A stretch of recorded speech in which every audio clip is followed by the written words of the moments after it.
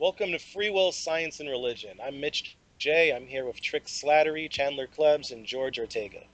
Today we're going to talk about the most popular stance on the issue of free will, compatibilism. We're going to try to really focus our efforts here to describe what it is and hopefully convince everyone that it makes absolutely no sense. I guess we should start with some popular stances. The three most popular stances when it comes to the issue of free will are the hard determinist stance, this libertarian free, or the hard incompatibilist stance. Mhm. So, libertarian free will, and then there's compatibilism. So, the issues that people are concerned with are determinism and free will. Can you live in a universe where you have both things? The hard determinist says, well, we have determinism, and that means we don't have free will. The compatibilist says we do have determinism, but somehow, if you really think about it in a nuanced kind of way, you also have free will. The proponent of libertarian free will says actually determinism is a problem. We don't have that, and we do have free will, which is a minority position. It's not as popular. Compatibilists, most philosophers, many scientists, most people who think they have a grasp of what free will is, if they investigated the issue, they would probably describe themselves as compatibilists. So how about we all go around and maybe we could give some the popular arguments that compatibilists present, and we can try to deconstruct them. Anybody want to start? George, perhaps? All right, one compatibilist position is that it doesn't matter to them that we're not in control of our decisions, our actions, our feelings. The fact that it is we who are feeling them, you know, makes it possible to attribute free will to us. Because here they're basically, I guess, going from the standpoint of fundamental moral responsibility. They want to hold people accountable for things that are just like not, up to them at all. And, we talk about pragmatically holding people accountable. We have to do that, but they want to do it in the strongest sense. And, the absurdity of that argument is like, well, by that reasoning, then a puppet would have free will, because like a puppet is doing something. It doesn't matter if it has strings or, if it's not in control of anything it does. It's just a fact that like the agent, the puppet, the human being is doing it, and that renders free will. Obviously, that's not what the debate is about. So it's kind of like a straw man argument. Yeah, I mean, I agree. Well said. So you know when hard determinists or hard incompatibilists, when people who are skeptical, free will skeptics, when they are presenting their arguments against this idea of free will, we often say, here's the fundamental issue. If you accept causality, for example, if you accept this deterministic view on reality, then everything that happens for a cause, and because of an antecedent factor that caused it to happen. So this includes your thoughts, certainly. Your thoughts have to originate before you were consciously aware of them. And responsibility has to be linked to consciousness. Like, we don't blame people who sleepwalk. That's the usual example that I give. You can do anything you want when you're sleepwalking. No one will ever say you are, as you said, George, fundamentally responsible. They might hold you pragmatically responsible in the sense that they have to physically detain you and stop you from doing whatever dangerous actions you're doing, but they don't have to blame you. So somehow the compatibilist says, yeah, there's causality, there's determinism, but there's this extra part of you that is somehow removed from causality, whose role is to just judge the causes, and you're aware of it and you control it. And that's not meaningful in any way. What do you guys think about that? Yeah, I think most of the compatibilists they agree that they're caused. So I don't think they necessarily don't agree that they're caused. They actually agree that their decisions are caused, but they think that because it's they doing it, that's something, I guess, like you say, special, that's above other variables. So Ah, so so that's the other issue, and they want to call that free will, right? yeah, yeah, That idea. and they want to say that, well, it's because they have, they're the, I guess, if you were to talk to that person, you could change their mind and things like that, of course. So I think we kind of agree with compatibilists on this, that um, people's minds can change. We can pragmatically adjust a mindset, for example, by through communication or something like that, and that can cause them to have a different uh, uh, decision making ability. Basically, they'll decide on something else that they wouldn't have decided without that rational discourse first. But it's all the whole thing is causal, and that's kind of where they're not they're being kind of blindsided on that part of it.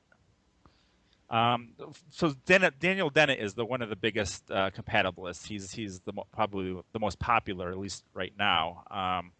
His definition of free will, which he kind of doesn't really say it, like in his books, he doesn't go ahead and say, free will means this. You kind of have to figure out, and then eventually down the road, he'll kind of give you an idea of what he means by free will. But it doesn't. He doesn't. They're not clear on what they mean by it. He uses the power to be active agents, biological devices that respond to our environment with rational, desirable courses of action. So basically, he's saying that the ability to rationalize and the fact that it came up about evolutionarily and things like that, and that we're biological. So he's creating these criteria that he says gives us free will. And if you don't have these criteria, if you're not biological, for example, then you don't have free will. But so it's kind of an arbitrary criteria that Daniel Dennett gives, for example. Why biological? Yeah, Why does what's the difference between a I agree. biological That's it. device and a non-biological device? So why does that matter? Oh, it's because he doesn't want to say that a robot has free will, right? It's arbitrary. It's an arbitrary definition of free will. Well, yeah, yeah. So Dennett's name comes up all the time on this show because, like you said, because of his prominence and because he's been um, such a champion for reason on other fronts, like when it comes to the issue of religion, for example.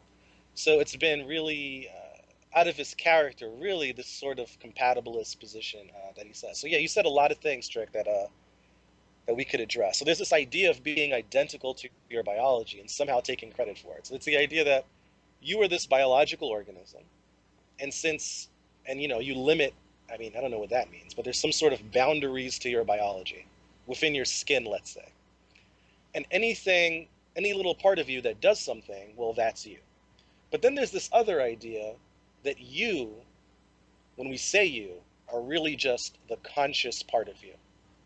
Do you think compatibilists usually have a unified perspective on which one of those is really represents you? Is it that you are the sum of your parts, or are you just the conscious part of your parts? Yeah, that's a good question, and I don't have an answer to that. I think Dennett thinks it's more has to do with the biological part, because his whole book was Freedom Evolves, right? So it's about how Right? evolutionarily he thinks this free will idea, came about, um, which gave us this ability to rationalize, to Okay, well, can't we then, in that case, so if someone takes I guess I'm going to do what George likes to do now. So we like to narrow the argument down, right? We get to the basics, the bones of it, and then see if we can really use our best intellectual efforts to reach some sort of conclusion. So suppose we take the biological perspective. Suppose we say we'll take compatibilist position A that you are the sum of your parts. You whatever that biological organism contained within your skin and within a radius of a few millimeters outside of your skin, that is you. Mhm. You want to throw the soul in if you believe in souls? Sure. You can have the soul too. You can have the soul and the body if you want. But Sure. after that, yeah, sorry. Okay. But after that, there is nothing more. That's who you are. Now, if you also concede that determinism is a reality, that determinism is true, or we live in an indeterministic universe, but most things are determined. The things, we're certainly not responsible for the things that are not cause or things that are random. So anyway, focusing on the things that have causes, um, we don't have free will, or the kind of people speak of. So to say that as being us as biological agents are kind of special doesn't really mean it seems very disingenuous to say that we have this ability to change, because that's what free will is, right? That's the idea that people have. It's this idea that you could somehow control what could have happened. There's a You difference between saying different things could happen and saying you, whoever you is, that agent that's responsible, could control what happens. you said something very important there, Mitch. You said the kind of free will that people think they have, or that's not the wording Yeah. you said, but you said that it's the kind of free will that people actually um, think they have the ability to do certain things, right? So this is where the compatibilists, I think, have the largest problem, because they bypass the fact that the majority of the population think they have this other ability, that they're not really looking at the compatibilist ability, but they think they actually could have done otherwise. For example, they think that all those options in front of them are actually real ontological possibilities. Um, this is shown in studies, and the studies also show that people have libertarian notions of free will. So just intuitively, people have both compatibilists, which isn't the type of compatibilist idea that the philosophical compatibilist has. So they have these ones that are actually incoherent logically, on on the compatibilist side, and then they also have this libertarian side, where if you ask them different questions, they think they have free will with indeterminism and things like that. So the common layperson, the majority of them, actually have think they have these abilities. The compatibilist gives a definition that is totally outside of what the common lay people actually think. It's something that's entirely different than these common intuitions or Yeah, common beliefs. and that's the real issue, right? The issue is about trying to give meaning to the word responsibility, trying to give meaning to it. Oftentimes, I contend that the only way to give meaning to responsibility is through some sort of connection between conscious intent, just like we said a few minutes ago with the sleepwalking example, right?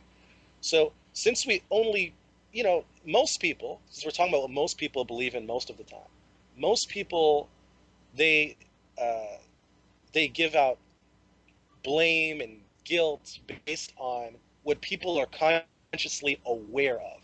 So you have to be aware of what's happening and have an intent to do that thing. And then you do that thing, and then you were said to be responsible for it. So if I wanted to walk down the street, and then I walked down the street, and you asked me, did you want to walk down the street? I said, yes, I wanted to, and I did. And you feel there was an impression in your mind, there was a thought that came up that said, yeah, I want to walk down the street. But if you deeper, you don't know where the thought came from, why the thought won, and why your physical body relented to that thought. There is no control in any of this, right? Things are just happening, and Yeah, sometimes we feel connected, we feel identical with those thoughts, and It's sometimes, yeah, go ahead, Mitch, it's even jump in. more than that. It's like, just present any kind of compatibilist definition of what free will is. The problem is that compatibilists say that they acknowledge causality, that they believe that everything is determined, deterministic. They say that, but they don't really understand the implications of what they're saying when they agree to that. Because like whether, if they say like, well, free will is like if we do what we want to do, then we have free will, they're completely ignoring the fact that what we want to do has a cause, Yep. and that cause has a cause, and this causal regression, regresses back to before we were born. So this, basically, I think part of the compatibilist problem, and again, it applies to any kind of compatibilist version of free will, is that they say they, buy into the determinism thing, but obviously they're not, because like when they present these defenses of free will, they don't go as far as applying the causality to them. Chandler, why do you think that compatibilism is so attractive? Why is compatibilism the moderate, most popular mainstream position on the issue, as opposed to the hard determinist standpoint that is, just as a reminder, to say that determinism is true, therefore free will is false, or the hard incompatibilist standpoint, which is even in an indeterministic universe, free will is bogus? Well, that's a very good question, Mitch, because I am not so sure if compatibilism is really that popular, because I tend to agree with what Trick was saying earlier. A lot of people do have a more libertarian notion that they could have done otherwise of their own accord. And I think here's why I think if compatibilism is popular, here's why I think it's popular.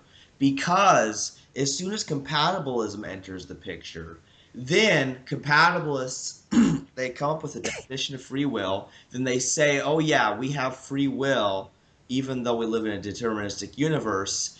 And then that allows all the people who believe in libertarian free will to still keep believing they have free will. It's basically this big smokescreen that allows us to not dig deeper into the free will question because it presents these ideas as if they're compatible. It's sort of like how people say, oh, there's no conflict between science and religion and stuff like that. I think compatibilism is popular because it allows everyone to just say, oh, look, there is no problem. There is no conflict. There's no logical contradiction. And so everybody can believe whatever they want because nothing Right. conflicts.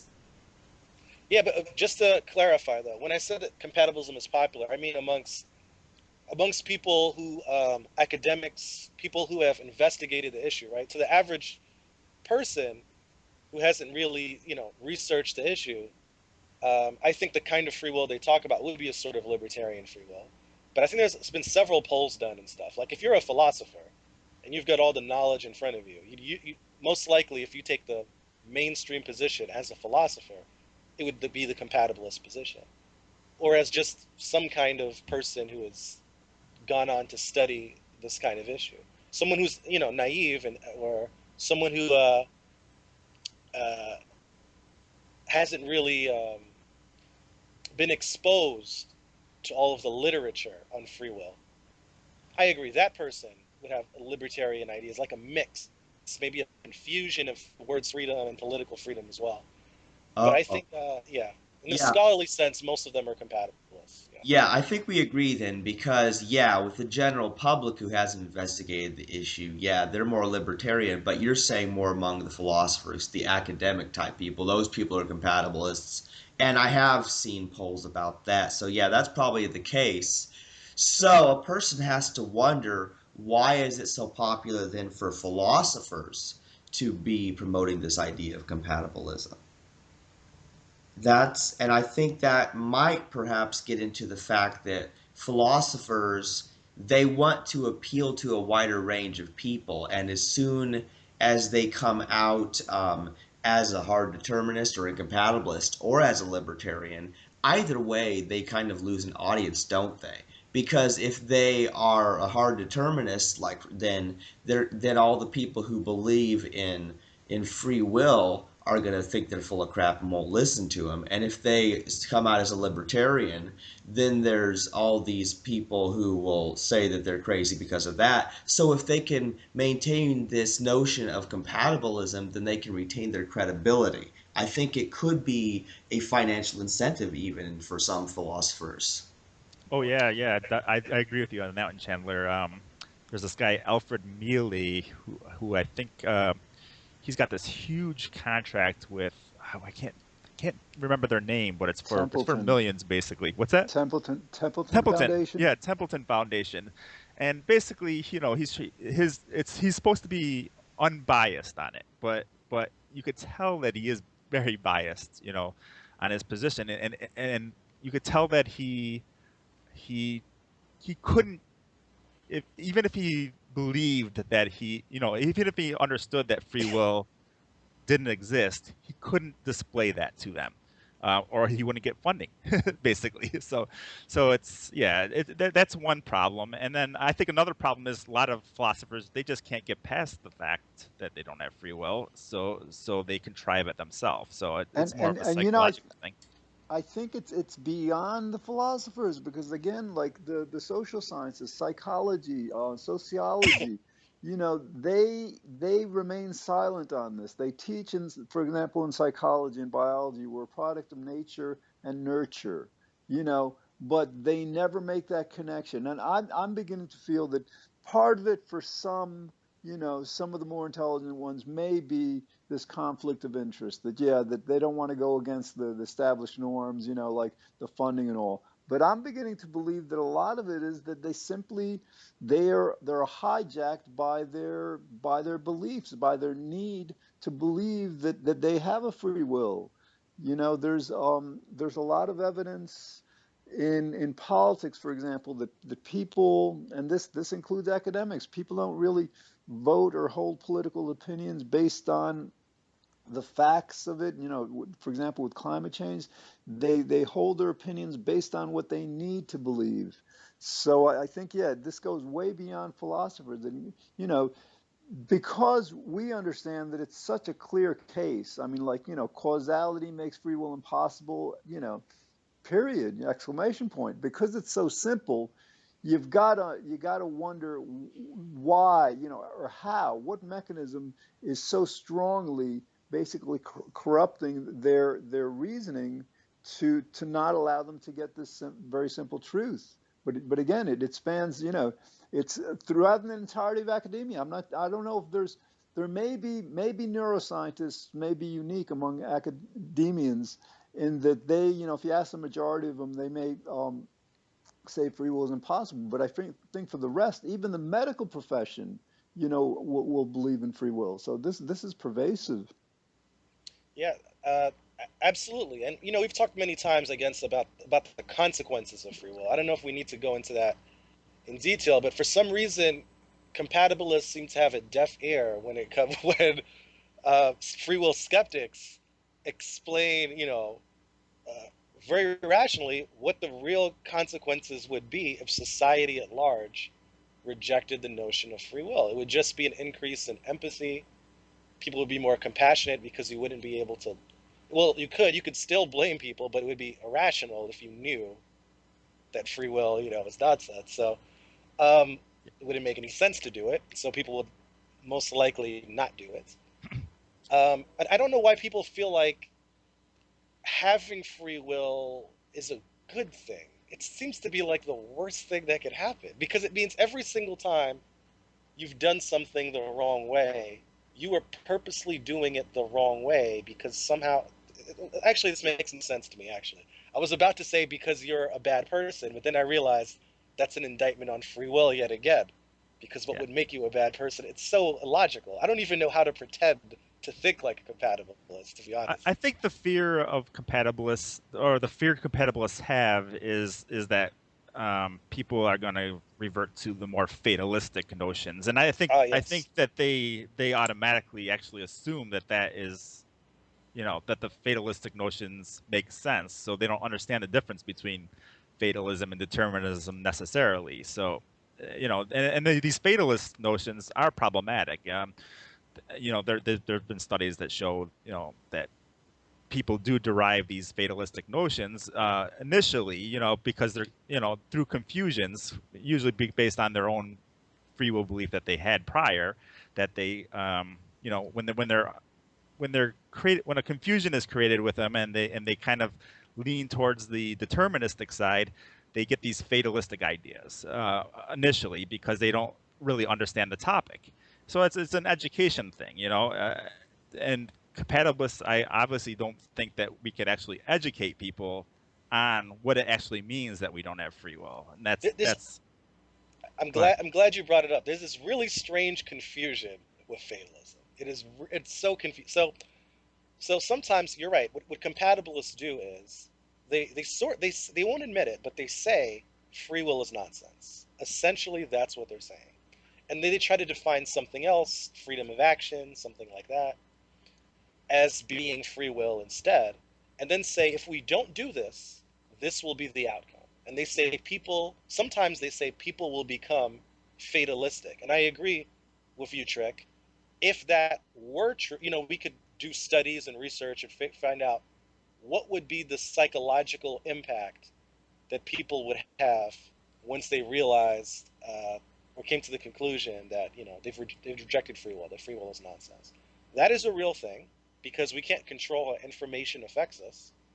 Information could affect us in whatever way. But the confusion lies in when compatibilists say, why not do this? If the world is true, if everything is truly all determined, then why should I do this? But there's a simple rebuttal to that. Well, you have no choice. So you don't really have to worry about whether or not you're going to do action A or action B because the determinist is arguing that what's going to happen is going to happen. So there's no room for you to try to not do what is going to happen. It's either going to happen or it's not going to happen. Right, but Yeah, Mitch, and there's more oh, to that. In other words, like a lot of people who believe in free will sincerely believe that, if we don't have a free will, their life all of a sudden lacks meaning. They see themselves as puppets, as robots, and all of a sudden nothing that they do really matters because there's nothing is up to them. So, Yeah, right. But I'm just gonna say that idea, right? I mean that's a possibility, right? But the point is that might happen to you, or that might not happen to you. So that's the issue. You can't control whether or not you become that person who becomes fatalistic or not. However, given the right influences, in this case, the right influences would be investigating what we would argue are the likely consequences of rejecting free will on rational grounds. That is, realizing that it should make the world a more compassionate place because you don't blame people, realizing that you should forgive yourself. You should no longer feel guilty about the things you do. It's not your fault. So if you are impacted by those influences, perhaps you will go in a certain direction as opposed to the fatalistic direction.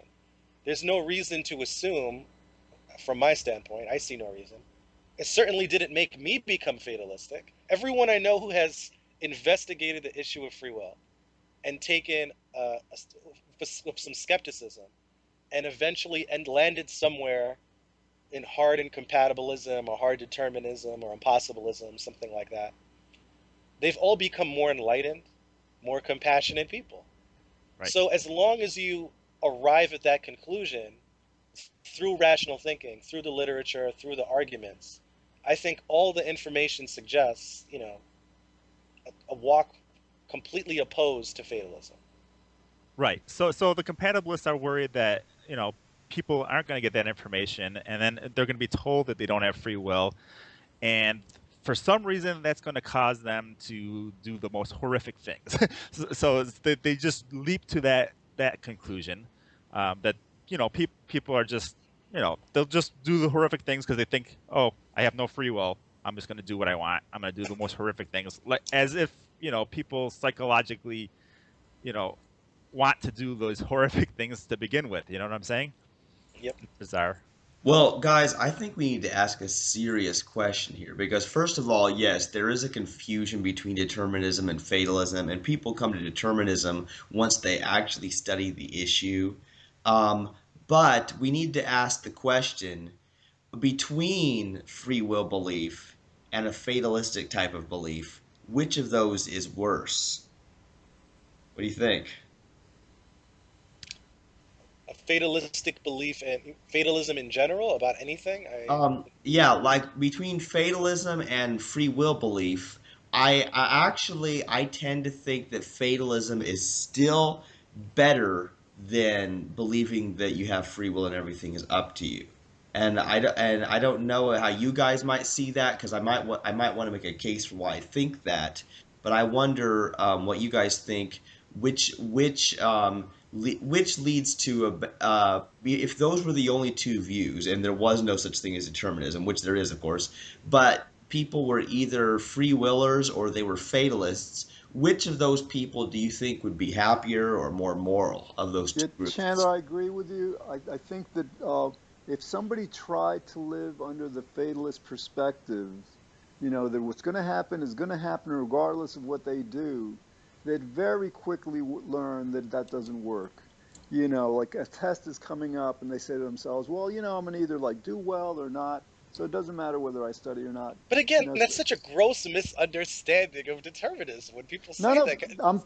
no, Yeah. Mitch, Yeah, we're talking about fatalism now. yeah, yeah. I know, I So know, like, so I know. you're right. So I mean, what we try to do is like we try to explain to them that determinism is not fatalism. Fatalism presupposes a knowledge of the future that we don't have. In other words, nobody can say that they know for sure that something's going to happen regardless of what we do or not.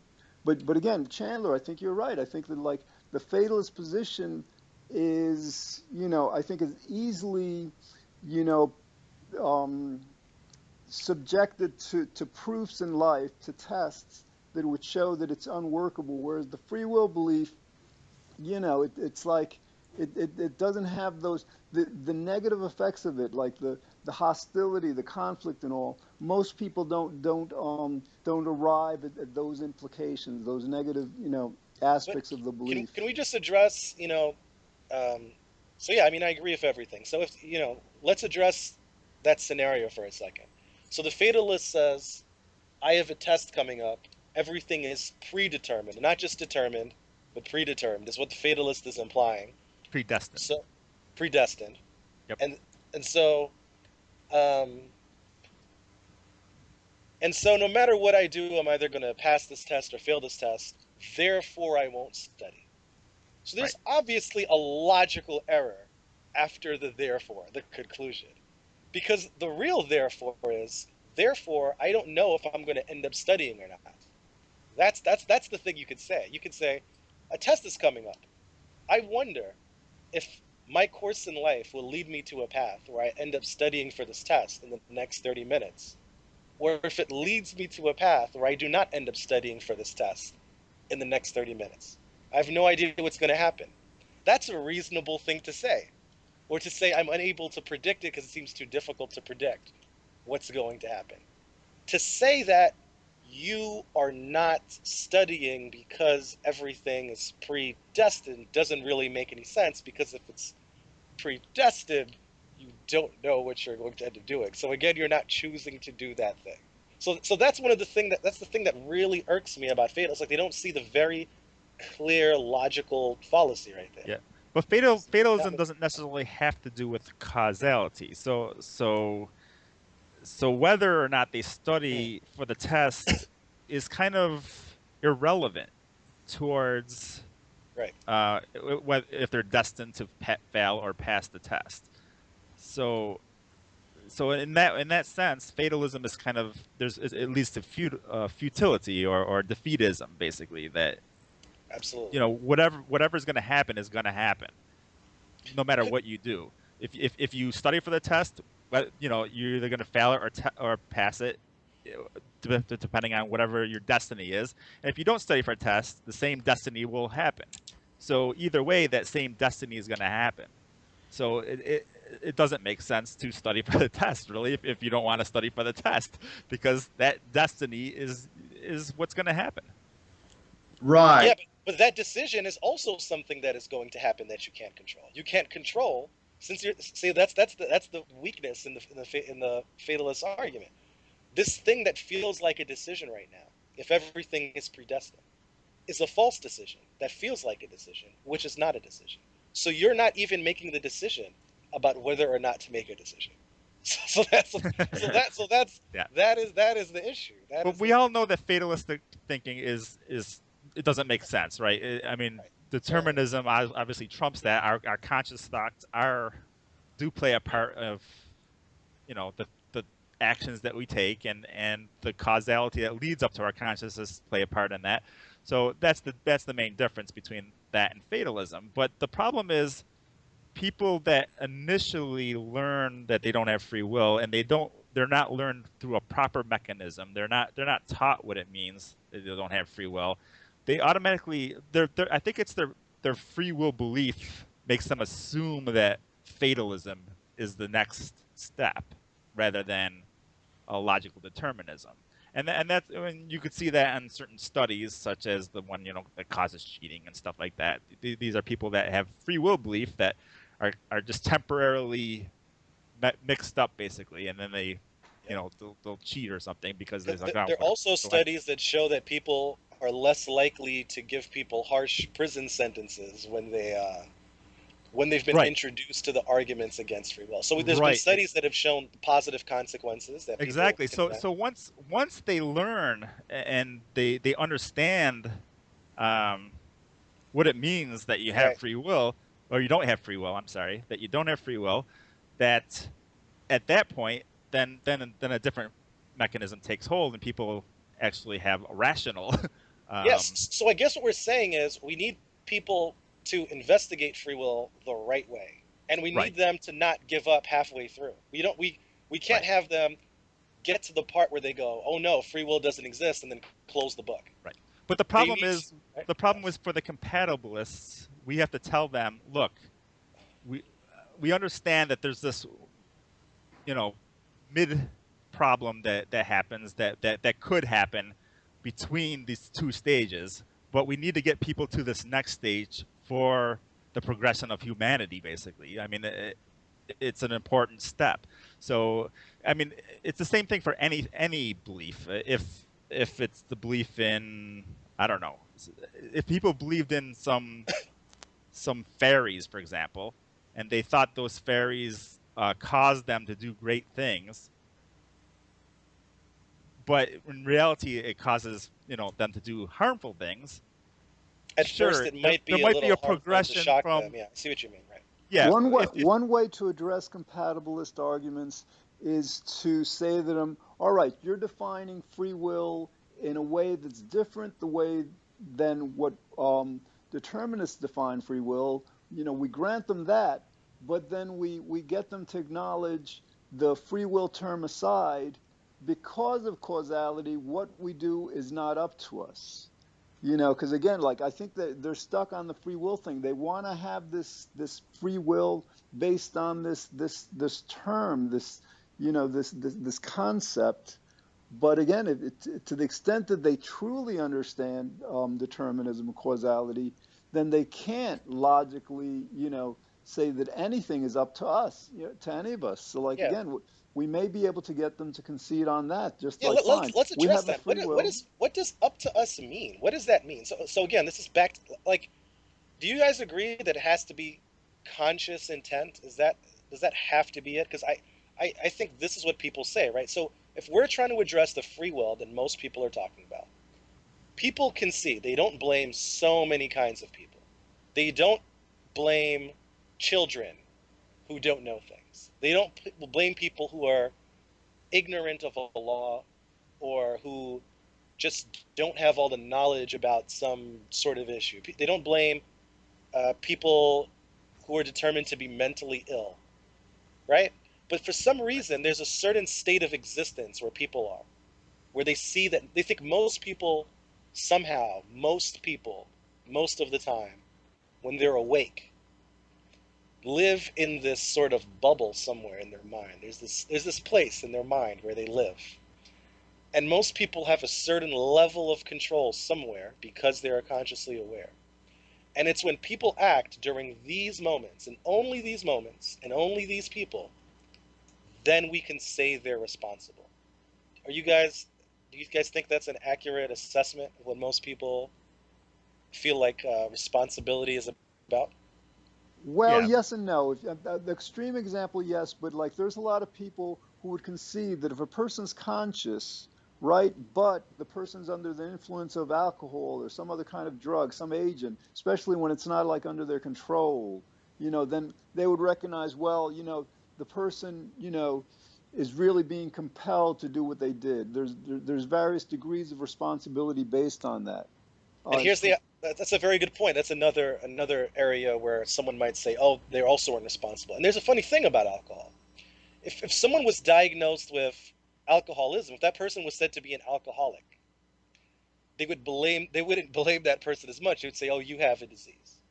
But if that person drank heavily one night, they would say, "You chose to drink heavily that night, and now you are responsible for the bad things you did when you got drunk." Right? That's the usual. That's how most people perceive things, right? You made a poor decision getting drunk this night. You're not really an alcoholic, but tonight you made a bad decision. You drove drunk and you hit someone with a car.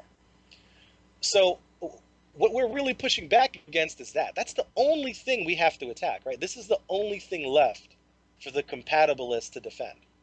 Yeah, and Everything else is when we already. talk about this responsibility word, or moral responsibility, there's the weak sense and then there's a strong sense. So the weak sense basically is the fact that our interactions with that person can can create a utility basically. So if we say punish a person, it might deter them later, for example. So we might have to create deterrence. So in that sense, we could say responsibility in the weak sense. In the stronger sense, of saying that they're deserving of punishment, for example, that is the sense that we are kind of rejecting. And that's the kind of the sense that the compatibilists kind of conflates. They understand that people don't have the stronger sense of that moral responsibility, and they have the weaker sense, but they don't say it. They kind of let the two blend into each other, so people can have that stronger sense of I just want to say one quick thing. You can continue your thought. I just want to say, oftentimes on this show, I think we've used terms like pragmatic responsibility versus fundamental responsibility. And I think these are synonymous with what you're talking about, it seems, where yeah. we'll say fundamental responsibility is the idea that it's what a free will believer would say. You have free will, you were fundamentally responsible for what you did because you chose to do it. Where pragmatic responsibility is, well, technically, even if you're not responsible, you're the thing that is doing that thing, the physical object. And we need to make precautions, whether it's for the future, whether it's to help you to reform, or whether you're a threat to society right now. Something needs to be done, whether or not it's your fault. Right. So if we look at it in the sense of incarceration, for example, it's not that the person deserves to be incarcerated, but Right. it's more like a quarantine. So if somebody has a nasty disease, they're Right. quarantined, right? But we don't ever say, oh, that person deserves to be quarantined. Right. They deserve to be, moved away from society and not, not able to interact with anybody. It's just that they have this disease that's contagious, right? So it's the Right. same type of thing. We have to pragmatically quarantine that person so other people don't get sick. Yeah, I think that's a great example because a lot of people will say that we're gonna say that nobody should go to jail or anything like that. I mean, that's not what we're saying at all. We're pointing out that the reason that we would send somebody to jail or whatever else we do with people that we consider dangerous is not because of them deserving something, it's to protect the rest of us. That's the whole point. So the whole pragmatic responsibility is about being pragmatic. What's practical? What helps us exist? Basically, survival.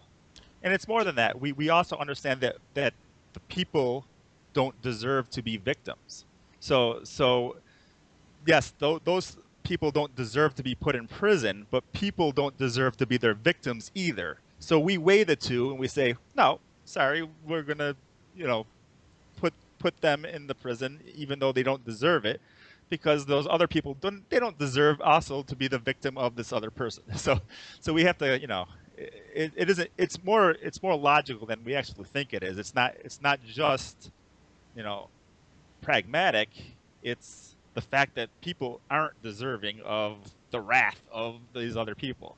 But the compatibilists will say that, they want the more stronger sense, the um, what did you say it was, Mitch? The non-pragmatic. Fundamental.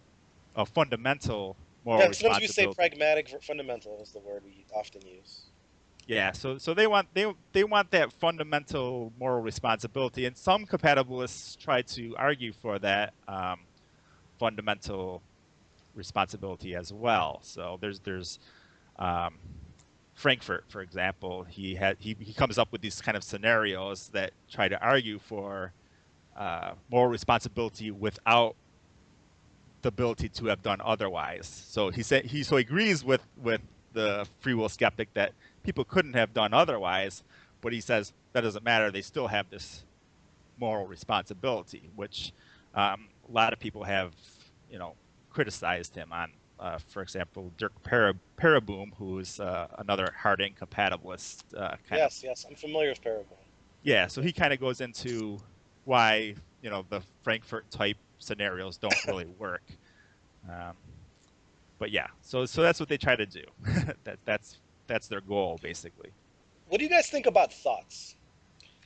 How does the compatibilist argue that? So certainly a compatibilist could not argue that one is responsible for what one doesn't think about. Correct? I mean, you Well, certainly no, can't. no, they would claim negligence. They would claim, well, no, morally Well, negligence is responsible. different, though. I mean, that's a Well, weird. you're saying that, like, that they wouldn't hold somebody responsible for what they don't think, right? The thought never My occurred. point my point is, like, for example, let's say a person didn't think to be careful, while they were driving, and then they hurt somebody or something. Basically, compatibilists would hold them responsible from the standpoint that they should have been careful, they should have been more mindful. Right, and it comes down to a belief that they could have been more careful. They could have thought of things that they weren't thinking of. And so it's still a belief in it could have done otherwise. Yeah, I mean, Even though when it comes to, sorry, go ahead, please. even though they don't actually agree that people could have done otherwise. So yeah, on one aspect they agree with the free will skeptic that we couldn't have done otherwise. But on the other aspect, they don't ever point that position out. So they kind of bypass that altogether and try to say, okay, people are responsible regardless. They don't even actually point out the fact that people couldn't have done otherwise. They think, oh, that's not necessary for people to know, basically. So it's kind of like they want to hide that fact, But conceal it so almost. decisively and conclusively, I think any person who's being fair and rational, talking about this, the weaker form of moral responsibility versus the stronger one, the pragmatic responsibility versus fundamental responsibility. I think any rational person must concede that you are not fundamentally responsible for doing what you did not think of doing. It doesn't make any sense. If the thought never occurred to you, you cannot be responsible for the thought not occurring to you fundamentally. So very clearly, that means fundamental is you know the strong one, as you said, right? Yeah, This is the this is what a free will believer is usually implicitly asserting, invoking. sure. And if anyone disagrees with that, I think they've disqualified themselves from the argument. Because that seems to be a place where we could find common ground, no matter what your stance is on the position.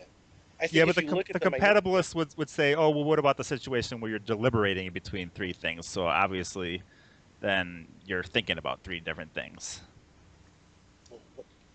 one thing at a time. Though I'm saying the situation where the thought never occurred to you. I'm saying Yeah, you have to sit down at a table, and everyone who is talking about this issue, who is being fair and is knowledgeable, has to stop what they're saying at that moment and go, "Okay, you win. I concede."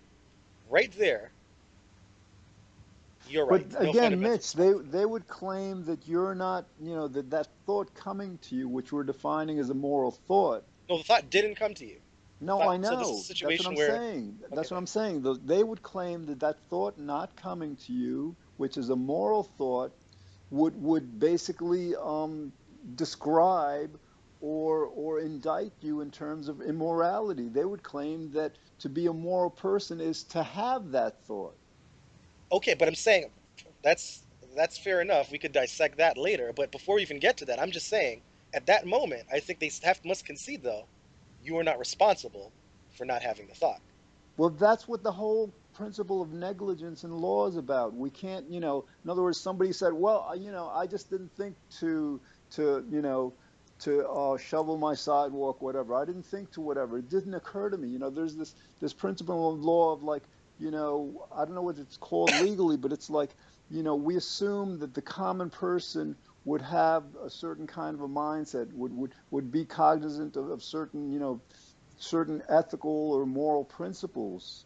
So, like, it's kind of like, the ignorance is not a defense in the law. So, in that same way, to free will believers, just not having the thought would not free one from the responsibility for what they did based on Well, not but having that remember, we said thought. two different types of responsibility. So I'm saying, in terms of fundamental responsibility, I'm saying even a free will believer, in that very narrow scenario, just in that very particular scenario, not the thought not occurring to you to sweep your drive just didn't occur to you. It did No, I not. know they would hold you responsible for it not occurring to you. That's what Yeah, I'm I agree saying. with George on Pragmatic. this. That's They would. pragmatic. You're saying.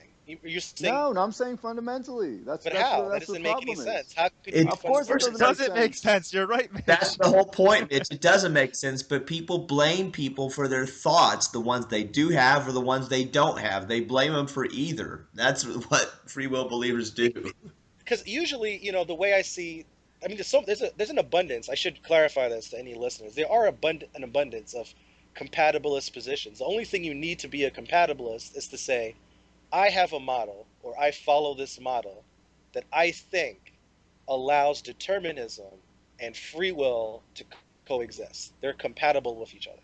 So when we say, so it's probably unfair to put all compatibilists under the same umbrella, just as how not all free will skeptics give themselves the same. Some make stronger claims about reality than others, Right. but all free Yeah, will no, skeptics. there's definitely some compatibilists that would totally agree with you that if the thought didn't occur to you, Right. Yeah. then that's yeah, they'd agree with you on that. I think there'd be a lot of actually compatibilists that would actually agree with that. But then they'd say, but that's not where the free will comes. The free will comes from when you do have the three different options and you Okay. are able to Fine. deliberate between them. Well, I think we made a step forward then. Good. So we've disqualified all the compatibilists who get off the train at that point. See ya. We're moving on. Okay, Yeah, because yeah, I don't think exactly. I'm not trying to say like we won or they lost. What I'm trying to say is I don't think there's any more room for gaining any. No more room for. There's no more conversation that we could possibly have if you can't agree to that. If you can't make that minor concession, I don't think we can really go any further. So let's continue with the other branch. So the compatibilists. So you're saying there are other scenarios though, Trick, where some compatibilists would push back. They'd say, okay, fine, in that situation. But what's Mhm. the situation you were describing again, where you'd say there was some kind of Where deliberation you between? have three moral options to choose from, and you deliberate between those three options, and then you choose one of them. Right. So of course, the our determinist goes, well, they're just competing urges. You don't control the strongest urge wins. Or for example, if you happen to have the brain of a logical person, perhaps the most logical option will win. If you happen to have the brain of an emotional person, perhaps the the uh, the option that pleads to your emotions is the one that will win. But in either case, it's just a bunch of things fighting with each other. There's no sense of control there, and one of them wins. So the compatibilist would say you have two options. You find a wallet, and you could A, return the wallet, or B, keep the wallet for yourself and keep all the money, or keep all the money in the wallet. So those are your two options. If you decide to keep the wallet, then you're morally responsible. You're held morally responsible at that point. That's what the compatibilists would say. But obviously, we're saying that there's something that's causing your mental state to want to keep that wallet, Right. keep the money in that. Exactly. And we would also say you would be pragmatically responsible, but not fun. In other words, I'm not blaming you for being the person who you are. you are the person who, for whatever reason, due to your biology, in fact, all the influences that made you who you are and drove you to that point in time and space, you were the person who kept the wallet. And if I want to, I could try to help you become a different person by exposing you to other influences. But it doesn't make any sense to blame you for becoming who you became. So Right. it's that simple. Right. I So we say that only the weak sense, only the yeah. non-fundamental pragmatic sense of responsibility applies, and I think some compatibilists actually agree with us on that, but that's the sense that they stress, but they they kind of don't address the fact that we don't have the fundamental sense. So in other words, they'll say, "Oh yeah, we're responsible, and here's why we have this pragmatic sense of responsibility," but they don't ever say that we don't have the fundamental responsibility. In other words, they kind of keep that hidden from people because they don't want people to know that part of it, and that I think is part of the problem with compatibilism. And I think that we already know some of the reasons why people don't want to give up the idea of fundamental responsibility, because then it leads into a whole bunch of philosophical as well as religious questions, about people being deserving of heaven and hell and that kind of stuff. And I know that most secular people are not concerned with things like that. However, because we have so many people who do believe in this idea of deserving reward or punishment, whether in this life or in an afterlife, that's why the free will question is so important. Because you know what?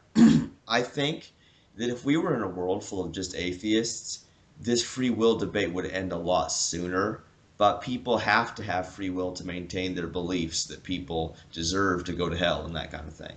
Yeah, but Chandler, it goes beyond the religion. In other words, the people who control the world for the most part are the very rich and successful. Whether it's in politics, they control the institutions. And for them to admit that nobody has a free will, all of a sudden calls into question whether people should be making, billions of dollars, while some people have none, have, too little to survive on, you know, based on something as arbitrary as pure luck. So I think a lot of times it's the rich who a lot of them, I would think, a lot of really rich people get that we don't have a free will, but they don't want people to know about it because it's a self-interest thing. Yeah, I think you're right about that, George, because, it comes down to the fact that the rich people, they're the ones who are able to get things funded or defunded. They're the ones who can, because politics is a money game, for example. And so basically, the richest of the people will be the ones who are heard, the ones who are believed. And so I do think that for those people, for them, they want a sense of feeling that it's up to them, their success. That's the other part of it. Their egos involved, and this doesn't just apply to rich people, successful people who've like succeeded in academia in whatever field. You deny them the free will, all of a sudden their ego explodes. It's like they don't have a reason to feel superior to others, and they, they feel they've worked hard for that. Yeah, and here's an interesting question. Would people, in a world where nobody believed in free will, would people work as hard at achievement as they do? Or would they find happiness in something different entirely than competition? That's a good point. I think people work too hard to begin with, so it might be a good thing. Yeah, in a certain sense, I think people would be more grateful and people would still work hard at doing what they want to do naturally. But I think that that the free will belief promotes a sort of competition and inequality, and that's why it's so bad, and why I still hold to the idea that even fatalism is still better than free will belief, even though it's not correct.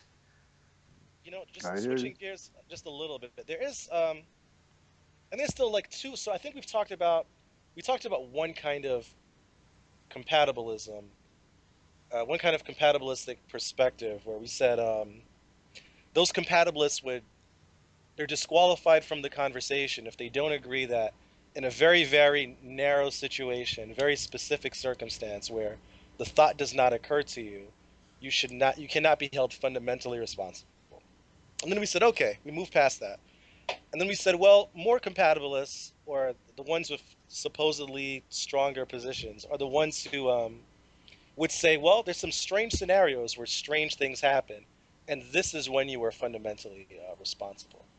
But there are also some other kinds of compatibilist perspectives, right? So there is, for example, the mechanism. So we've heard this before, right? Sometimes free will is described as a mechanism. So it's like everything is caused, everything happens, but then there is the extra part of you. I think earlier in the conversation we mentioned that. So maybe we can just go back to that for a second. How do you guys feel about that approach? Those who claim that we, by being biological beings, or by being human, there's something special, not necessarily supernatural, but something special and unknown, and science just hasn't discovered it yet. I That think this. Oh, it's quite Mitch. I'm sorry, you No, weren't go done. ahead. I was just going to say that I was just going to finish this just to say that. So there's some mechanism that we somehow can reach to, you know, do the deliberations you spoke of. I think this gets into kind of like the hard problems of consciousness and things like that, where people understand that consciousness is kind of this something that seems special, right? So Hmm. it's something different than most other things in the world, right? So they kind of attribute that consciousness, I think, to free will, the fact that people have this conscious ability. Would you Yeah, agree? they share this with libertarians. Libertarians say, well, we have this special ability that gives us free will, and like that we can, that causality doesn't apply to us. And these kinds of compatibilists that would say, that have the similar stance would say the same thing. Basically, um, that I'm sorry, I lost my thought. Go ahead. Basically, Chen. that causality and consciousness, well, that they're not recognizing, I guess, that consciousness has the same type of causality that as everything else in the universe. That it's not something that's special. There's nothing that's I guess different really, except for it being consciousness. So Exactly. It Yeah, doesn't supersede the laws of nature, right? yeah. Conscious just means that you know what you're doing, even though you're not in control of what you're doing. Yeah, it's awareness. It's just a byproduct of all the stuff that's happening in your brain. That's right. what it Well, is. And what I happen to be a mental causationist. So some people probably disagree with me on that here, but I think that there is mental causation, that our consciousness does cause things, us to do things. That it's not just an output of the physical, that's kind of like a byproduct. But I think that it is an output of the physical that we don't have any control over, and hence the actions that we take because of it, we don't have any control over. So it's the same causal mechanism. It's just that it's a downward and upward causality type of situation. Well, the other thing is like a lot of people assume that causality is just a physical construct. It's just a physical law of nature that doesn't apply to quote unquote non-physical things. Causality is also a logical construct. In other words, it's just as difficult to explain something if we were to define it as happening spiritually and uncaused as it would be to define it as physically and uncaused. Yeah, I think the word we should probably I think we've introduced it before, right? Epiphenomenalism. I think Mike Walsh has talked about it a little bit. Big fancy word. All it means is that the physical stuff causes the special mental stuff, things like thought and consciousness that we hold to such esteem, we find so mysterious. It's this idea, well, you know what? The physical stuff causes that to happen. And Trick said, he might not have, I'm not sure if we all agree, and maybe he's right about that. He's saying, and it doesn't even stop there. Perhaps even that consciousness could cause other things. Well, regardless of that, you know, no free will. There's no control in any of that, whether or not it doesn't end there. So the chain Right. would start with physical events and then go Right. to the conscious ones, and perhaps that could Yeah. have an impact. Well, I'm not an epiphenomenalist. I'm a physicalist, which means I think that consciousness is just a property of the physical. So I'm not um, you have dualists, people who think the Right? consciousness is separate from the physical, and I think that might be another part that plays into people's conception of free will, is that they think consciousness is something separate, but I'm a Right. physicalist where I think they're both the same thing. Really, it's just the property of it, kind of like wetness of water is a or wetness is a property of water, or roundness is a property of a ball, but it all plays into the causality of rolling or sinking and things like that. So Well, it's a possibility. I think another type of compatibilism that we sort of touched upon, is the word soup compatibilist. So this is the one where the really evasive kind, and I think this is the most contentious. I think. what's the word soup? So this is the one where the definitions are constantly changing. I'm sure you guys have seen this. It's where they're constantly scrambling to uh, define free will in different ways. And anytime you think you've nailed the definition, it goes, that's not the free will. So it's the one that where there's that disconnect. I mean, we said earlier there's a disconnect of what people generally believe in and what compatibilists claim that we have. But after when you continue the conversation and you dig deeper and you ask them, you never really get to a point where they just honestly and openly concede, you are correct. We do not have free will. Yeah. We have this. And I would like to call this free will. That's not what happens. They don't say, you are correct. We don't have free will. We have this other thing. You don't like the name? Let's think of a name. That's not what happens. It goes, yeah, the type of free will you're saying we don't have. But we have free will. This Yeah. other thing isn't just an alternative to free will. That is free will, which is, I like the ones that you know, narrow down criteria. So for example, yeah. they'll say free will is just the ability to do what you want, right? And then I might say, well, okay, then somebody that has a microchip implanted in their brain, in which causes them to want to do something, and then they do that something, means they have free will. And then they'll say, oh well, I mean, free will is the ability to do what you want, as long as you don't have, as long as it's Ah, yes, that's the you're good one. organic or whatever, and you don't have anything constraining. I'm like, okay, then how about a tumor? And they're like, well, then you can't have any physical ailments either. And I'll say, well, how about you're just mentally insane? so so What is a bigger constraint than the physical brain well, that's the that you thing. always have? It all comes down to That's the fact that the brain is a configuration, just like the microchip or the tumor uh, or the mental illness that's in the brain. It's the same. It's just a different configuration. So then that's what they're not getting by saying yeah, that. So they're trying to reduce things down. They'll say, oh no, you can't have that criteria. You can't have that criteria. You can't have that criteria. It has to be this very restricted criteria then.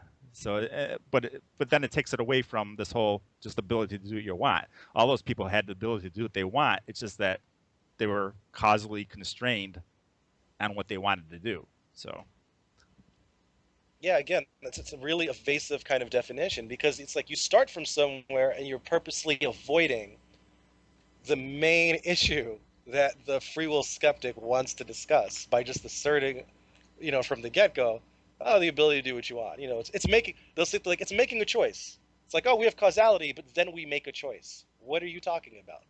yeah. So, What Well, which what takes is us. maybe we what need does to, making like, mean? Mitch, if the compatibilists are, our principal opposition in this, maybe we need to address the issue more so, much more so from the conceptual side rather than from the terminology side. In other words, like, get them to acknowledge without using the word free will that absolutely nothing is fundamentally up to us. That causality, because that, um, I'm not sure. I'm not sure if they could come up with a logical argument for that. Because basically, like we're saying, the way they defend free will is simply by redefining it away from the traditional debate.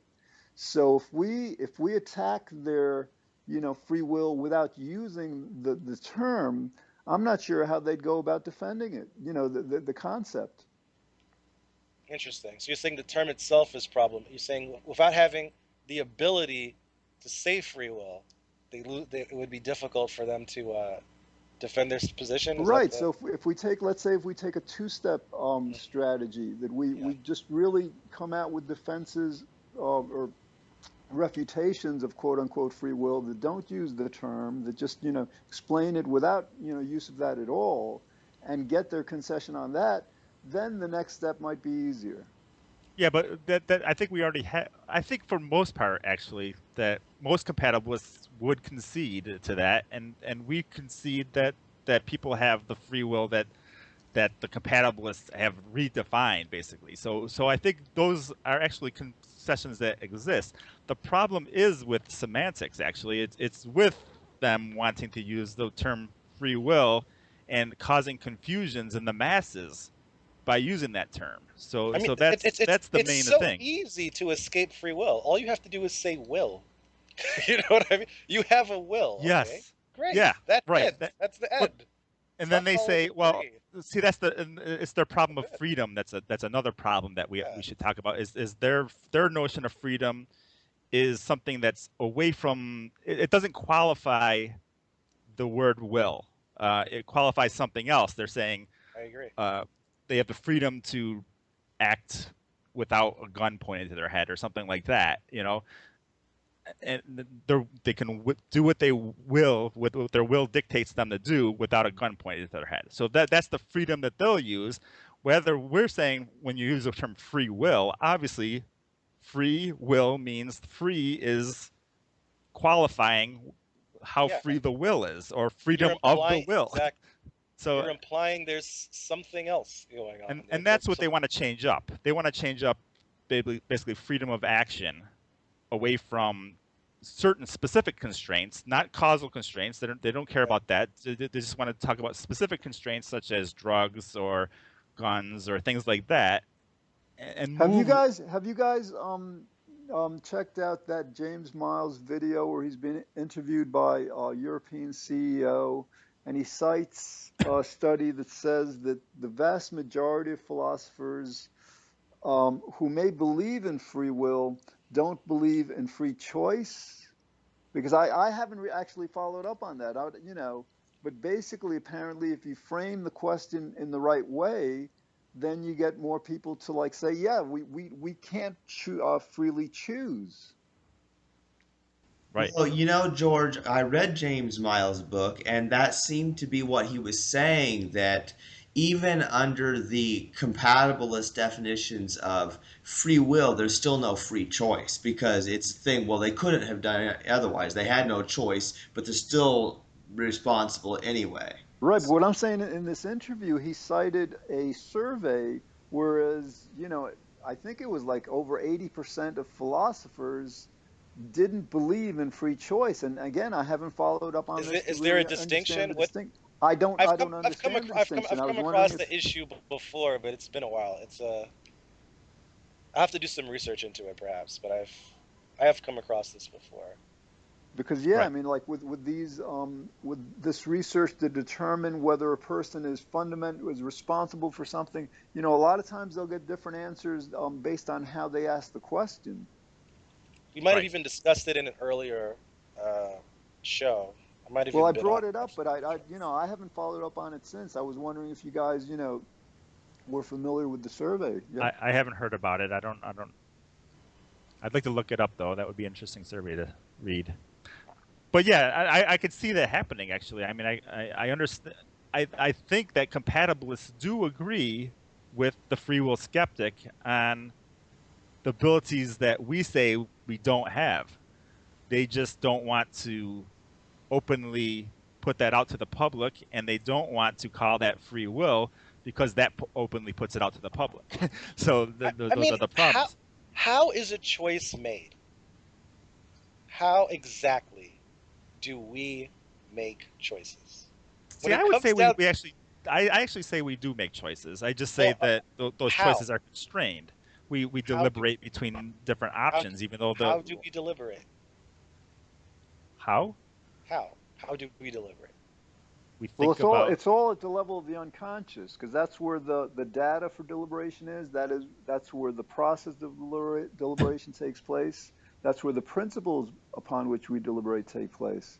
So, So like, then you know, that's not exactly. So Well, if it's it the comes to the unconscious conscious mind, forefront. So we yeah, the non-conscious, unconscious, or non-conscious process create conscious processes of saying, oh, here's the three options, and we can think about those options, and it plays back into the causality. And yeah, it's I wouldn't say it's all a non-conscious process. There's definitely consciousness in the process of deliberation, I would say, well, I but mean, the unconscious may choose to make us conscious of its deliberation, right? but, you know, if we're going by strict definition, you know, the unconscious is by definition what we're not conscious of. So like, you know, basically that means that the consciousness wouldn't have access to that information. Yeah, but it has I, access to the information that so consciousness plays a role in like our memory and things like that, and that has right. that those memory stores are part I of think, what Trick, I access think I our. know what you're saying. You're saying that Okay. like that the unconscious might come up with something and make us conscious of it, and then that would lead to an additional factor in our decision making. You know, since once it's become conscious. But Right. I think that actually the unconscious might not need to make what it makes conscious to arrive at that same decision. I think we'd have to go into the topic of consciousness here, because I don't necessarily agree with that. I think there's, like I said, mental causation, I think, is an important aspect of our decision making skills and things like that. So, I think it's kind of a different off topic, because we can get into like a whole topic on consciousness and if there's mental causation, or if there's something as what's called philosophical zombies, that we could actually that our consciousness is just something that happens, that then we're kind of just observing everything, uh, you know, that physically happens, that if our consciousness didn't exist, we'd behave the same way. And I'm saying we wouldn't behave the same way. We'd have a different behavior altogether. But that's Yeah, a different certainly. conversation. That's a different conversation. But just to support you, going with sleepwalkers again, clearly, obviously, if you look at how someone acts when they're unconscious in any state versus how they are when they're conscious, how they act when they're conscious, you see very different behaviors. So clearly, there's an impact made by the fact that you're compulsive memory, like you said, consciously aware. But anyway, yeah. So see, that's the thing that gets to me though when it comes to about compatibilism. It's this. It's at some point there is a claim being made where they say we, and they don't say who exactly the we is, who we are, and we somehow um, do something, as opposed to a whole bunch of things happening that are not in anyone's control, that are just determined, that lead to several different outcomes. It's like there's a bit of mystery that's very disingenuous that I Yeah. really strongly push back on. So going back, so these other positions about free will, there's plenty of them, but you can accept determinism in order to come to the conclusion that because determinism is true, you reject free will. That's the hard determinist. Or you could say determinism and free will aren't compatible, but free will is nonsense. Or we live in a universe that's indeterministic. In other words, there could be some acausal events or one acausal event. There's a possibility for some acausal stuff, but still there's no free will, right? And this is the hard incompatibilist position. And then for some reason, other people say there's a way to have determinism and free will. And hopefully, I think we've made a lot of arguments today to show that, there's, it's really just, abusing language and Yeah. wishful thinking, fear of consequences. Sometimes it's an issue of pride. It's an issue of think we said before, fear, um, wanting control over what you do. I don't see why you would want that, but okay. I mean, but yeah, it's this strong Yeah. desire to have control or have a sense of control. Yeah, it's basically a contrivance of language in order Yeah. to keep things. In my from my perspective, I think it's to keep things under, um, just hidden behind the smoke and mirrors, basically. So, but Trick, you're saying that you believe that the academians, for the most part, who are compatibilists, are lying to us. That they actually understand that we don't have a free will, but they're kind of like Saul Smilansky. They don't want this out.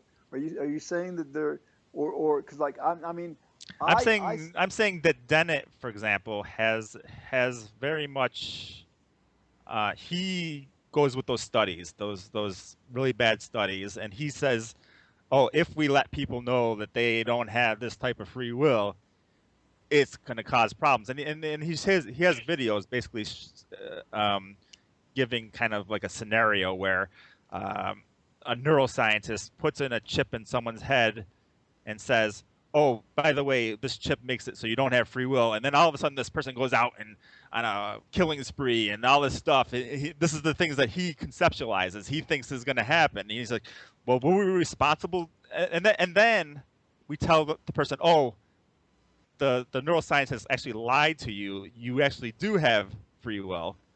Um, and then he's like, "Well, should we have told this person that they didn't have free will?" So he gives a scenario where where this people no I know, people but go that's I mad I know, because but they that don't know. sounds more, that sounds Trick like it may be kind of like a rationalization of his belief. Because like with a lot of these guys, sometimes I suspect with some of them that they really understand that we don't have free will, but they're lying to the public. But I begin to think that actually they don't really get it. They first Yeah. lie to Oh, many of them themselves. don't. Many of them don't get it. I think some people do get it, or some people are, they they just don't want it. So they'll kind of just make But up I mean, stuff. like, do you think that like the majority of academians get that we don't have a free will and are lying, or the majority don't get it? I think the majority of people that are compatibilists get that we don't have the free will that the free will skeptic is saying we don't have. I Huh. think they get that. I just think that they don't want that to come to light, and so they make up these other semantics regarding free will. All right, because I tend to sometimes think that they lie to themselves first, so then they're not lying to the public. But you may be right. Maybe they do get it. That's I hope that's not the case, because I'd rather see people as just like unintelligent than so immoral in that sense. No, but this isn't. Now that I think Well, about it, there is a. Sorry, finish your thought first, okay, perhaps, because because I'm gonna because go you're off. saying so immoral, but I think from their point of view, they're thinking it's the moral thing. So Oh, I I know Dennett understand. does. So No, their I point know. of view, they're thinking, oh, consequentially, we can't let people know that they don't have this other type of free will. So we'll just redefine free will as this thing that they do have, and that kind of just obfuscates the facts a little bit, Okay. and we won't have these problems. So from their perspective, they're doing the moral thing because So, they're not yeah. understanding the real Hey consequences. guys, doesn't this relate to our whole lying to the Nazis scenario we talked about in a recent episode? A little bit. Uh, About people yes. thinking they're doing the right thing by lying? Oh, absolutely, absolutely. So Suppose. what were you saying, Mitch? I Sorry, just. I totally cut Sorry. you off, but I had to get that out. No, no, no, no. It's fine. It's fine. I just have. So first a comment and then a new topic. Chandler, if you can. I, okay. Well, I'll say a few things. I'm not going to speak very long here, but so going back to the Dennett experiment, as you argued earlier, Trick, the real flaw is that if you just tell someone they don't have free will, that's not enough, right? That's incomplete. You've Right. told them they didn't have free will, but you didn't clearly define them. They didn't take a 6 months, a 6 month long academic course about the issue. They Right. haven't analyzed what the consequences should be. They might not even really understand what free will is, what it isn't. They don't know the consequences. So that's not really a fair experiment because it just shows what someone who doesn't know what something really is and what will lead Yeah. to, what psychological impact it would have on a person. So that thing, Exactly. okay. I actually did a blog post on that very video that he made. So it's basically an argument from consequences fallacy that he puts there, but he doesn't even get the consequences right. So uh, I don't know. It's pretty bad. And the other thing, maybe Chandler can jump in. Maybe Chandler could answer this. I was reminded during that last exchange between George and Trick of another form of compatibilist, the scientist compatibilist. So this is the issue where some scientists say when it comes to the issue of free will that we haven't figured it out yet. Some contend that it's not an a priori argument. It's not an argument like a math proof or a logic proof, that it requires physical evidence to determine whether or not free will is a thing. And they are constantly finding ways to say, we don't have this kind of free will, but this kind is still compatible with the physics of our reality. What do you think about that, Chandler? For example, to be really clear, George, there was a video you gave. Was this at a I forget the name of the event. The Um, neuroscience one? yeah, I Oh, the believe it was a World neuroscience, Science Festival? the World Science Festival, and there was a panel of scientists who I don't think have the same biases that some philosophers might have, or the same biases that some theists might have, but perhaps they have their own biases, and for them, this is an interesting, complex issue, and data and experiments are needed, particularly in the realm of neuroscience. There's new research being done every day, and they don't they they're very careful to not cross that line between philosophy and science. Just for some reason, there's come up some kind of line, and people somehow find this distinction and feel like, well, if you say too much, you've moved from science to philosophy. And in a sense, it's a form of compatibilism, because they're always trying to find ways to say we could have free will in this sense. We don't know enough yet. There's still more before we can find that out. So maybe Chandler could go first here. I don't know. How do you feel about that?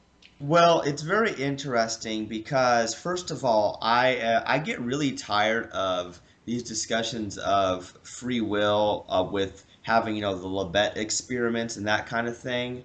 Partly because it's not about the scientific evidence like you said, because what it amounts to is that whether you can predict what somebody's going to do, whether it's a few milliseconds or a few minutes or a whole year entirely before what they do. You know exactly what they're going to do. None of that matters because it's not about our ability to predict, but it's about the fact that we didn't choose the prior cause that made us be the person that does that. And I do think this is it is a philosophical thing, and so science can just tell us what causes what, but us as determinists, we're just saying that yeah, we know things have causes, and we know that we didn't choose those prior causes. So it's very interesting, but I do think that when people play around with the word games and try to have free will in this way, oh, we can't have free will in this way, so let's have it in a different way, they are getting into philosophy and they are playing word games and they're just trying to it, I don't find that very scientific, actually. I find it just stupid. Like what possible experiment, what possible discovery in neuroscience could give any kind of meaning to free will? What could possibly be discovered where all of a sudden the It's neuroscience community would say, "Oh, Mitch, actually, we that's an have." excellent point. That's an excellent point. And for these scientists to believe that empiricism can either prove or disprove free will, they don't get the fundamental. I mean, yes, it is a philosophical question in terms of logic, but it's also a scientific question in terms of the law of cause and effect. I mean, this is the scientific method actually is based on same cause, same effect. So this both science and philosophy um, negate free will, and it's impossible to demonstrate it empirically. I mean, actually, no. I think the Labette experiment does does refute free will, but People criticize those experiments what I'm sometimes. They saying, I know, criticize but the nature of them, they, blah blah yes, blah. but I don't think their criticisms are valid. I think my point is, like, I think what Chandler, what you were saying, that these the experiments may refute free will, but they're not necessary to refute. The refutation of free will is more fundamental, than these experiments. These experiments aren't required to refute free will. I Right. think one. Oh, Yeah, go ahead. basically, these experiments show that other people can analyze the brain and predict what somebody's going to do before that person themselves even knows. But the thing about determinism is causality, but not necessarily predictability. So it's a very interesting experiment, and I guess it's cool, but it's not what the issue is really about at the heart of it. I think when we talk about science too, we have to recognize that scientifically, the burden of proof is always on the person making the positive claim.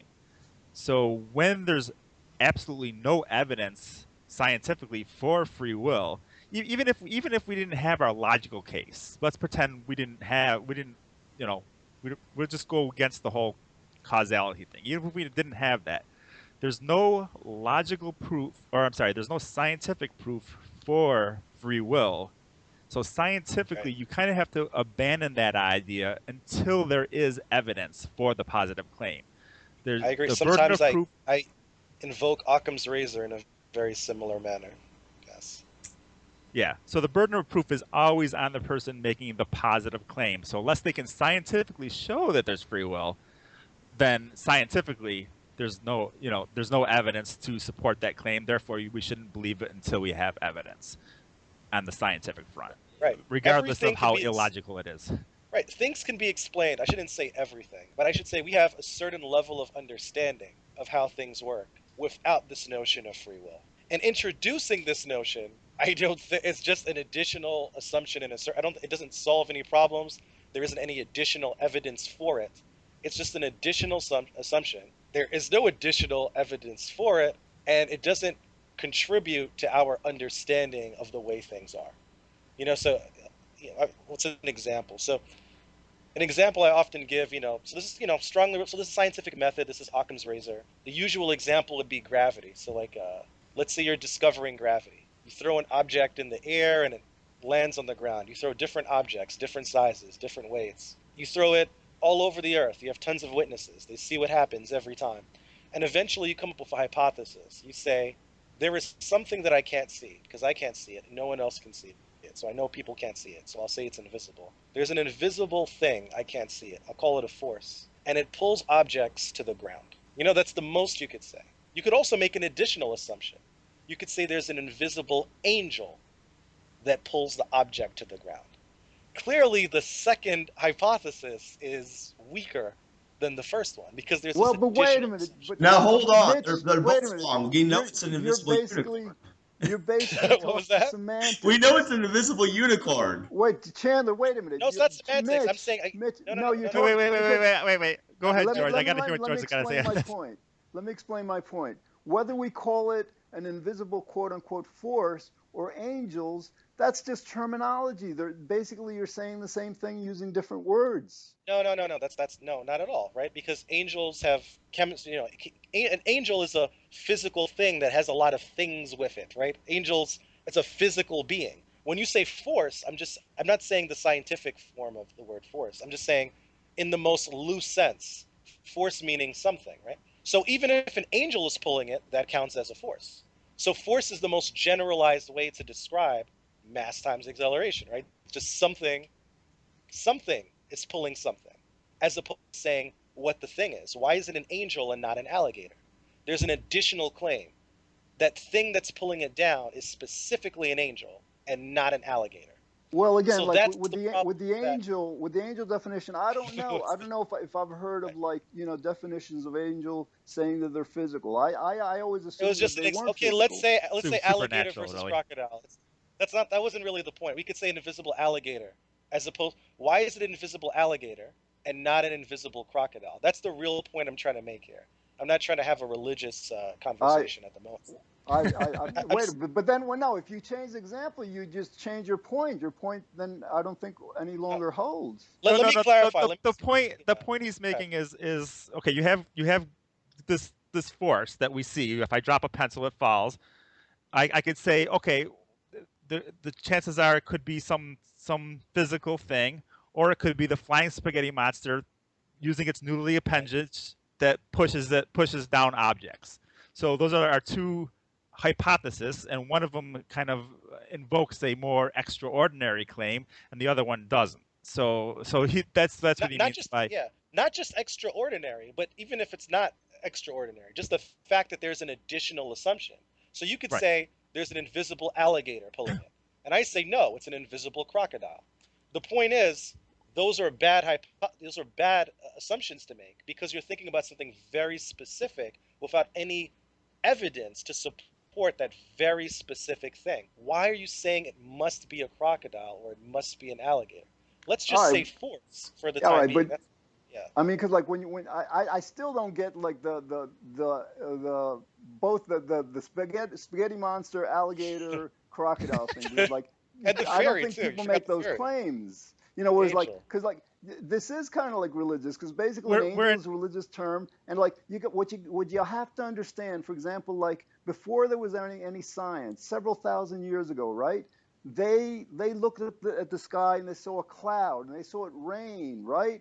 And they came up with, well, something is making it rain, and they called it some kind of rain god, okay, because they didn't have science. But rain god to them is the same thing that we mean by condensation and whatever causes clouds and causes them to rain. It's a different explanation for the same phenomenon.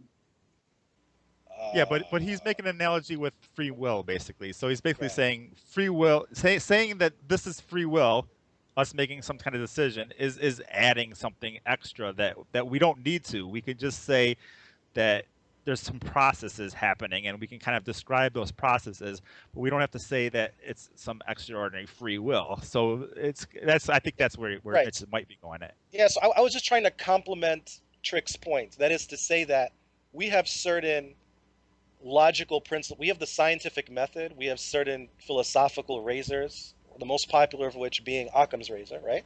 And I'm saying these are very common tools for reasoning, right? For trying to figure out the world in the most fairest, most intellectually rigorous sense we can. The best way we have for understanding the world we have and explaining how things do what they do and why things the way they are. So just by being a rational person, you should be the kind of person that, as Trick suggested, follows this scientific method, right?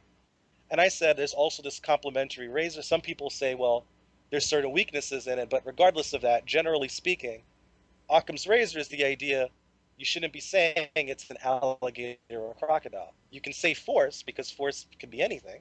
Good.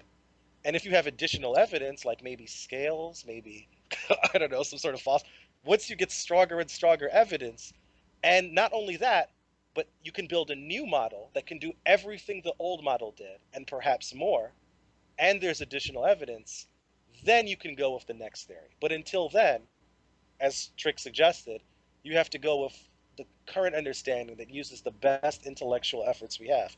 And currently, given our understanding of, reality of the universe scientifically, mathematically, there's no place for free will. And free will doesn't do a better job and would require more. Well, I think it's incoherent, obviously. I mean, but if there was something like free will, whatever that means, if there was some thing that we hadn't discovered yet, it would require additional evidence and study and the like. So I think we're all in agreement there, right? I hope there's no. I demystified that sounds right. Yeah, I mean, free will is I think incoherent. I chose some really poor examples. So I chose some really poor examples with a lot of connotations. We got a little bit sidetracked in the compatibilism issue because we're discussing alligators and angels and unicorns, and so. But how long have we been going with this one? Podcast? We've been going for an hour and 39.5 minutes. Oh, okay. We better cut it off at some point because otherwise it's going to be kind of long podcast there. Yeah, but I'm sure it'll be entertaining too. So I think we got past all the issues, right? So this was Free Will, Science, and Religion with Chandler Klebs, Trick Slattery, George Ortega, and myself, Mitch J. We talked about a few compatibilist positions, but the main idea always being that somehow determinism and free will are, they work together. They're compatible, hence the word. And we made our arguments against it, and hope it was insightful. See you next time.